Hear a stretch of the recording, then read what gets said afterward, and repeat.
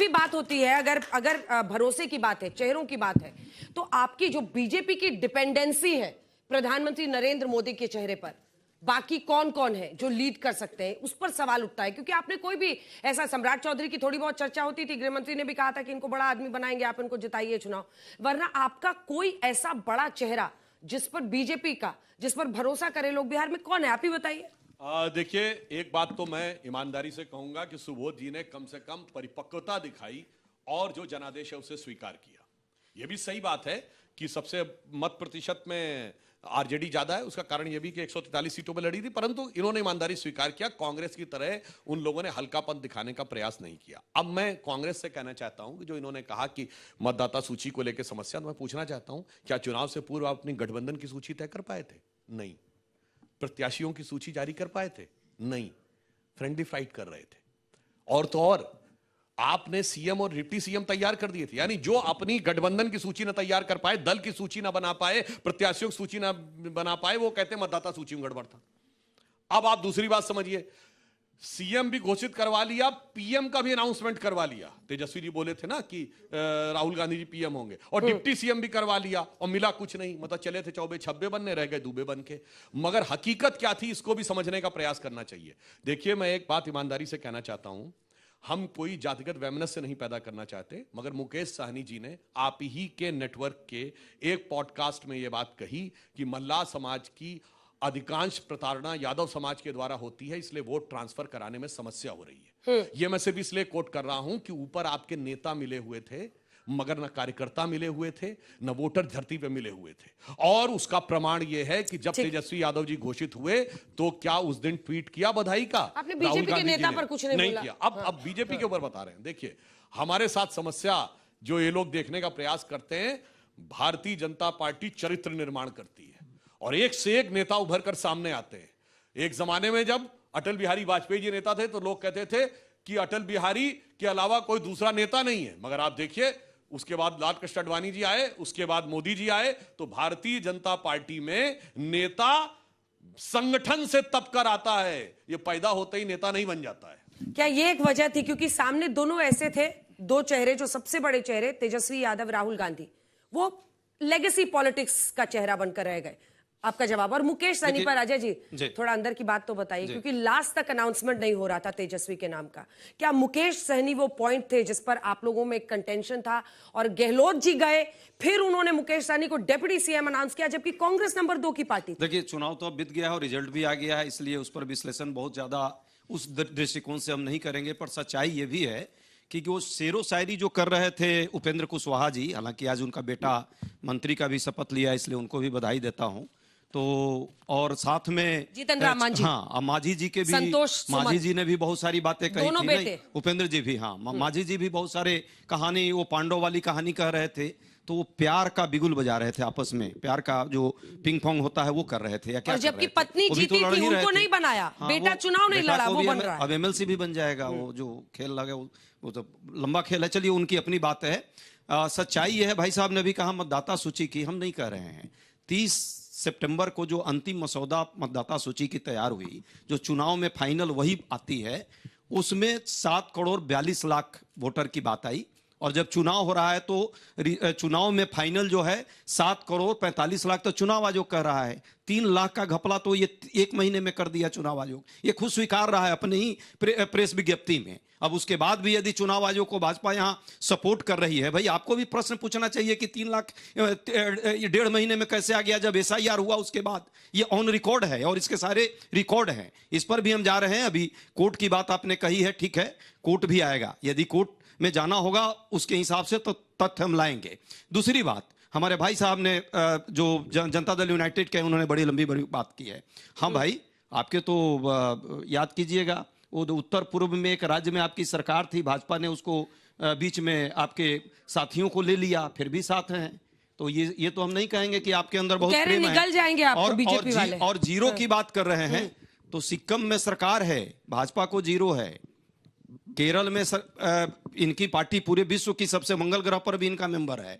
और केरल में कितना है, तमिलनाडु में कितना है, पंजाब में कितना है, तो ये कहना छोड़ दीजिए कि किसका कितना है। समय और परिस्थितियां हैं, ये यंत्र तंत्र षड्यंत्र जब तक आपका है उसका भी पोल खोलेंगे और आने वाले समय में जल्दी से वो कह रहे हैं आपको निकल जाएगी के बीजेपी। आशीर्वाद से अंजना हम जी फिर एक सरकार बात बनाएंगे। बहुत स्पष्ट है, अंजना जी इसके बाद एक बात बहुत स्पष्ट है, जब जब किसान तबके तक ने हाशिए पर पड़े समाज ने इस देश के लोकतंत्र को समझा तो उसको सींचा और कांग्रेस को सत्ता से बाहर किया। 89 के बाद आप बिहार में सरकार में नहीं है, उत्तर प्रदेश में 90 के दशक के बाद आप सरकार में नहीं है, दिल्ली में भी शून्य हो ही गए हैं, गुजरात में नहीं है, मध्य प्रदेश में नहीं है, महाराष्ट्र में थे हट गए, धीरे धीरे सब जगह से हटेंगे। वेस्ट बंगाल में आखिरी मुख्यमंत्री कौन था? सत्यप्रकाश जी, आज मुझे बिहार के 2 लोगों ने फोन किया और पूछा कि 5 साल रहेंगे ना साथ में? 100% रहेगा, 100% रहेगा ये पक्का? साथ, अब साथ साथ ही रहेगा, अब कभी कोई अलग नहीं होगा, देखिए साथ दोनों साथ ही खुश हो रहेगा। गए। वो क्यों खुश होते हैं पता नहीं, उसके बाद उनको नीतीश कुमार बहुत आई लव यू करने लगते हैं। नीतीश जी रहेंगे ना? नहीं, वो नीतीश जी को बहुत आई लव यू करते हैं। उसके बाद क्यों, जब हारते हैं तो देखते चाचा जी मैं भतीजा हूं, प्यार करेंगे क्या?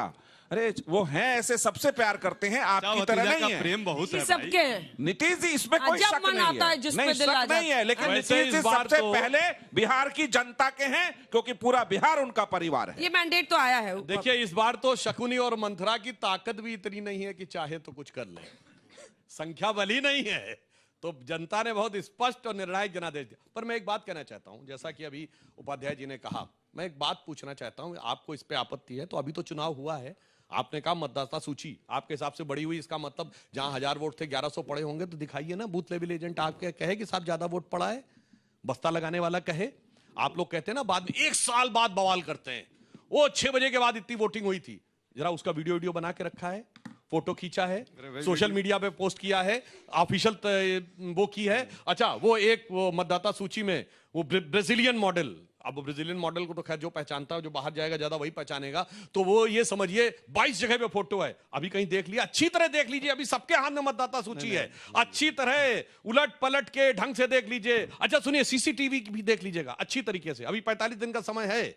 यही कहते हैं कि अभी कुछ नहीं करना है, साल भर बाद बवाल। और मैं एक प्रैक्टिकल बात कहता हूं, चलिए इनको लगता है चुनाव में ये हुआ वो हुआ, अरे पार्टी को अपने कैडर और जनता के बीच में काम करते दिखना चाहिए।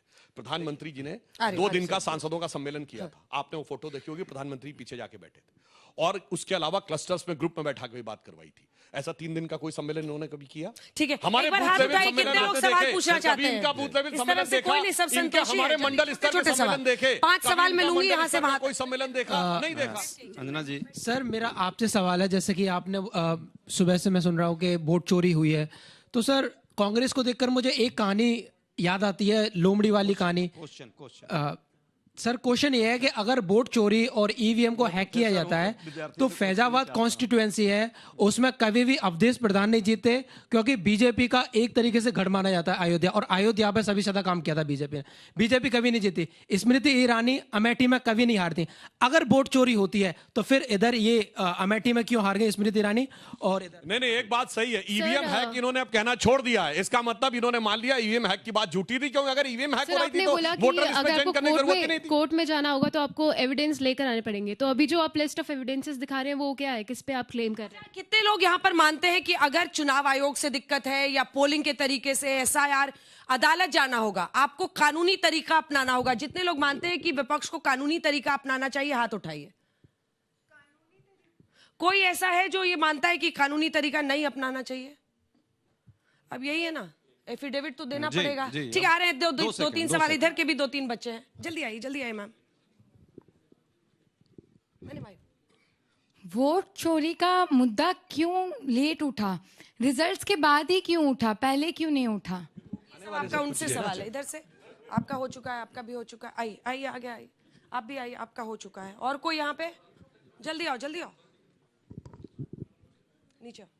मैम मेरा बीजेपी पार्टी से एक सवाल है कि बीजेपी पार्टी उसमें हिंदू मुस्लिम क्यों कराती है?